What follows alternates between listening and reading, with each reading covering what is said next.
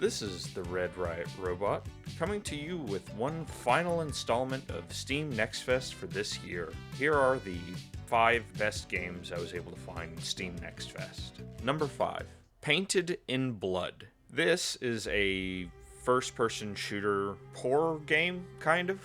It's kind of a halfway point, BioShock and a typical boomer shooter like Doom. Saying that kind of doesn't give it the justice it deserves, because it's a bit more than that as well. This game has a lot of systems in it. This includes a magic system that allows you to do specific buffs on yourself, an entire system surrounding your flashlight where if you shine it on enemies, it can have effects on them, both positive and negative for yourself. You can counter shoot enemies in specific instances to instantly kill them or do a bunch of damage to them. Every weapon has a secondary firing mode, which is somewhat common nowadays, but still. And there's a lot more. It's just got all these kind of systems put together, and it works. I don't feel like I'm drowning and trying to figure out what to do.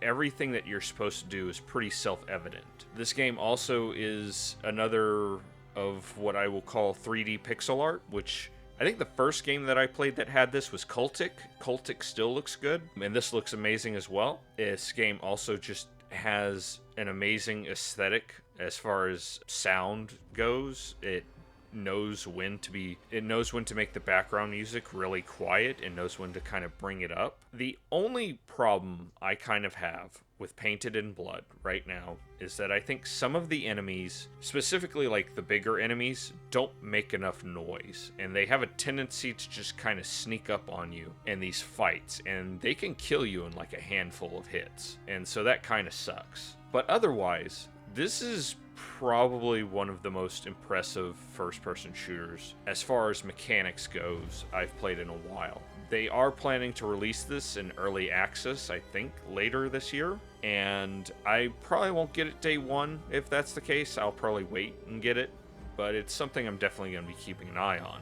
Number 4, Sam Ing's Skate Story. This was the Devolver Digital game that was shown off a couple of years ago with music from Blood Cultures that's really felt like it was made to make music videos for, and in a way that's what it still feels like. And I have to say, going into this game, I think my expectations were a bit misaligned, because I was sort of expecting something close to like Tony Hawk Pro Skater or Underground, where the physics is a bit wild and you're doing crazy things. And you're still doing crazy things here, but it's actually a lot more grounded, and it's sort of focused on making those grounded movements that you actually would be able to pull off with a skateboard feel as satisfying as they possibly can. And so yeah, you might be only doing a single trick to do a jump, but that trick feels amazing to pull off. It feels great to do combos despite not being able to do, like a 20 trick combo in the air and land it. The one thing I do kind of want to see that wasn't shown in the demos was what a half pipe feels like, because I've seen them in some of the trailers. You don't get to use any half pipes in this demo. As far as the story goes, it's weirdly the most stick it to the man skateboard story you could come up with, except it's surrounding getting out of hell, where you play as a demon who makes a deal to get a skateboard, and all he has to do is eat the moon.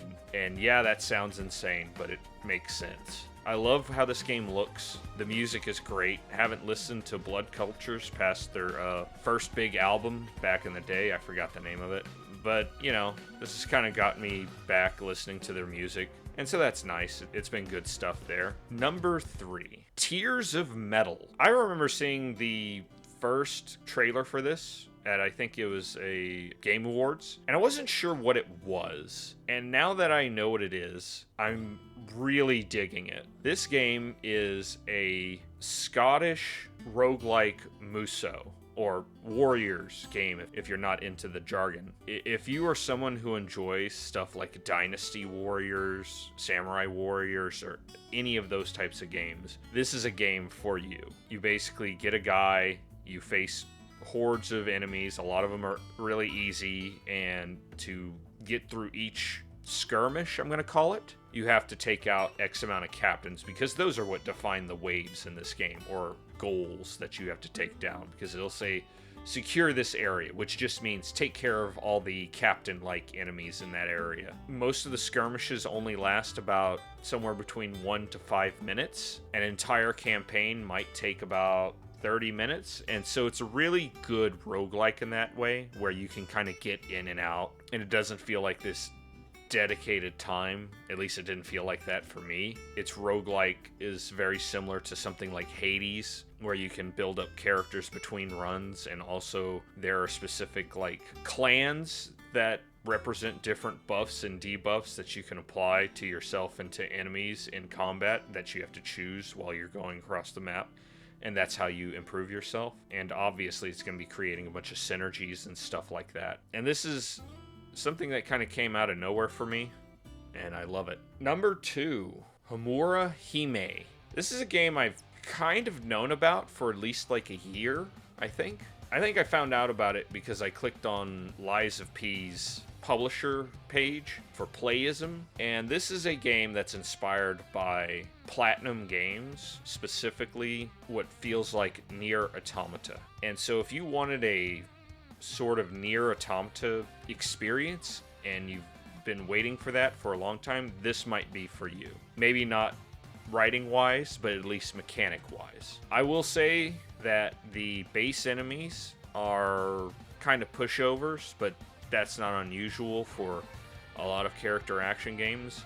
It's not until you fight the boss where I feel the depth of the combat really shows itself. And I think once you get to grips with that, this game feels a lot better than what it might come off as initially. In the demo, you do only get to use like the dual swords. I don't know if you're going to be able to use other weapons, because there is a like little thing in like the pause menu that's like, hey, here's different weapons. So I'm hoping that we get more than just the dual swords, and we can, you know, fight stuff in different ways, unless it's just here's different dual swords that have slightly different stats. That would be kind of disappointing. One of the biggest positives I will say for this demo is that once you beat the boss and you get back to the main menu, it gives you an option to just keep refighting the boss to get better and better at the boss itself. I'm glad for that, because a lot of these character action demos typically don't do that, and you have to replay the entire level to get back to that. And I'm glad that they just said, hey, here's a shortcut to the part that you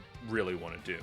Number 1, MOTORSLICE. This was another game that I had large misconceptions for.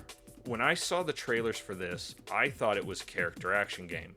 It is not. It is actually a Prince of Persia-like game. Specifically, the 2008 reboot, where it's more about the platforming and getting to the area than anything else. You play as this girl in a mega structure that is filled with robots and mechanical objects that have gone rogue, and your job is to deal with it, basically keep it from harming the real world. There's also a relationship she has with the camera that you play as. Orby, I think is its name. It's been a while since I've had a parkour game like one of those old Prince of Persia games that I've really enjoyed. Because you get stuff occasionally that's trying to ape like Mirror's Edge or Titanfall, or a lot of these like really fast-paced ones. And while this isn't slow, it's kind of that medium thing, and it lets you absorb the atmosphere. And I really enjoy it. Oh, also a big, very clear inspiration for this game is Shadow of the Colossus. You'll definitely be able to tell that from the boss you fight, which is this giant construction vehicle that you just climb, and it has different areas that you can grab onto and other areas that will do things to try to throw you off. And so the boss itself is its own platforming challenge.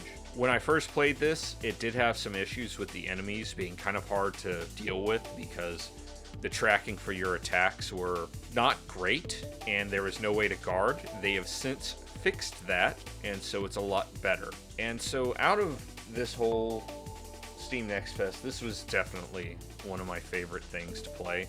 because I did play through it a few times because there were also little secrets that you could grab, and I enjoyed trying to find different ways to get them and seeing what I could do parkour-wise to get things and get back to safe land. And yeah, that's Steam Next Fest. I know this is going to be somewhat of a short video. Work's really busy right now, and other stuff in life is kind of taking precedent. I think I'm going to be changing how I do Steam Next Fest in later years, because I end up playing so many games. Like, I'm only talking about 5 games. I played 70 demos just for this one. I play a lot of demos, and I want to talk about more stuff, but making an edited video for like more than 5 or 10, like that one 15-minute video took me way too long to do, and I feel like doing 10 took too long. Doing 5 feels like I'm not doing enough. So, I don't know. I'll have to figure out how I want to do this in the future. But for now, we'll just do 5. And as always, thank you for watching. This is the Red Riot Robot, signing out.